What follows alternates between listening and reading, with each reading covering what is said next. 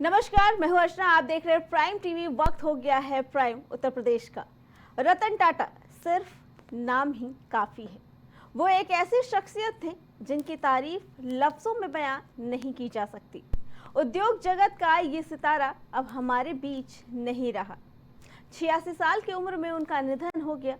वो पिछले काफी समय से बीमार चल रहे थे, जिसकी वजह से उन्हें मुंबई के ब्रीच कैंडी अस्पताल में भर्ती कराया गया था, जहां उन्होंने अंतिम सांस ली। टाटा ग्रुप को बुलंदियों पर पहुंचाने वाले रतन टाटा ने टाटा सन्स के चेयरमैन के रूप में मार्च 1991 से दिसंबर 2012 तक टाटा समूह का नेतृत्व किया। विदेश से पढ़ाई पूरी करने के बाद वो पहली बार टाटा समूह की कंपनी टाटा इंडस्ट्रीज में बतौर असिस्टेंट शामिल हुए थे। इसके बाद उन्होंने कुछ महीनों तक जमशेदपुर में टाटा के प्लांट में ट्रेनिंग ली। ट्रेनिंग पूरी करने के साथ ही उन्होंने अपनी जिम्मेदारियों को संभालना शुरू कर दिया। टाटा ग्रुप और बुलंदियों पर पहुंचाने वाले रतन टाटा ने टाटा सन्स के चेयरमैन के रूप में मार्च 1991 से दिसंबर 2012 तक टाटा समूह का नेतृत्व किया। विदेश से पढ़ाई पूरी करने के बाद वो पहली बार टाटा समूह की कंपनी टाटा इंडस्ट्रीज में बतौर असिस्टेंट शामिल हुए थे। इसके बाद उन्होंने कुछ महीनों तक जमशेदपुर में टाटा के प्लांट की ट्रेनिंग ली। ट्रेनिंग पूर्ण करने के बाद ही उन्होंने अपनी जिम्मेदारियों को संभालना शुरू कर दिया।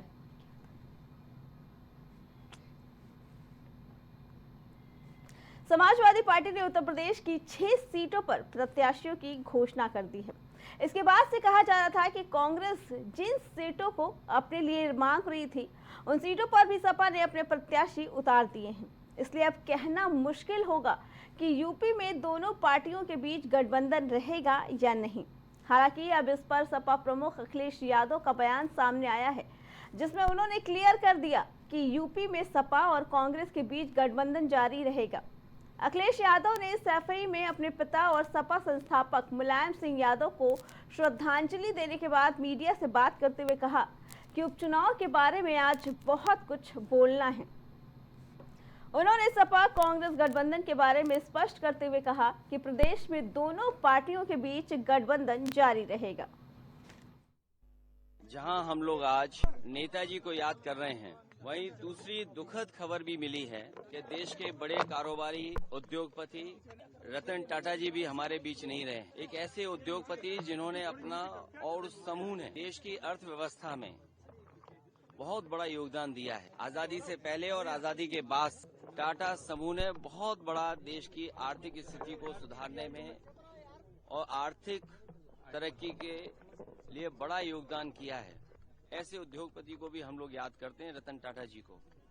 वहीं नेताजी इसी धरती से लड़ करके, इसी धरती से संघर्ष करके, नेताजी इसी धरती पर चोट खाकर धरती पुत्र के नाम से जाने गए और राजनीति के बड़े बड़े उतार चढ़ाव में नेताजी ने समाज को, राजनीति को हमेशा दिशा देने का काम किया। जो समाज में आर्थिक, सामाजिक, राजनीतिक चेतना थी, उसको जगाने के लिए और देश को समाजवादी विचारधारा से जोड़ करके चलने के लिए उन्होंने जो रास्ता दिखाया है, उसी रास्ते पर हम समाजवादी लोग आज चल रहे हैं।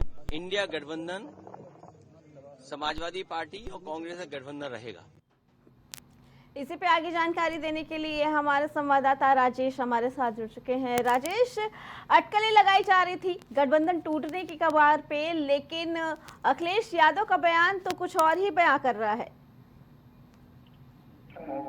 बिल्कुल अर्चना, जिस तरीके से देखा जाए अभी तक अटकलें लग रही थी कि समाजवादी पार्टी और कांग्रेस में गठबंधन में मनमुटाव चल रहा है गठबंधन के लिए, क्योंकि जिस तरीके से हरियाणा के चुनाव में हुआ था देखने के लिए मिला, तो जाहिर सी बात है उस चीज को लेकर लगातार सारे लोग अटकलें लगा रहे थे कि इंडिया गठबंधन में दरार पड़ गई है। लेकिन जिस तरीके से आज स्वर्गीय नेताजी की दूसरी पुण्यतिथि पर अखिलेश यादव सैफई पहुंचे थे और वहां सैफई में उन्होंने मीडिया से बात करते हुए साफ कर दिया कि इंडिया गठबंधन बिल्कुल बरकरार रहेगा, समाजवादी पार्टी और कांग्रेस का गठबंधन रहेगा और उपचुनाव में दोनों पार्टियां एक साथ एकजुट होकर चुनावी मैदान में लड़ेंगी। जी राजेश, लेकिन जो सीट कांग्रेस मांग रही थी उस पे प्रत्याशी का नाम घोषित करके सपा प्रमुख ने क्या जताना की कोशिश की है?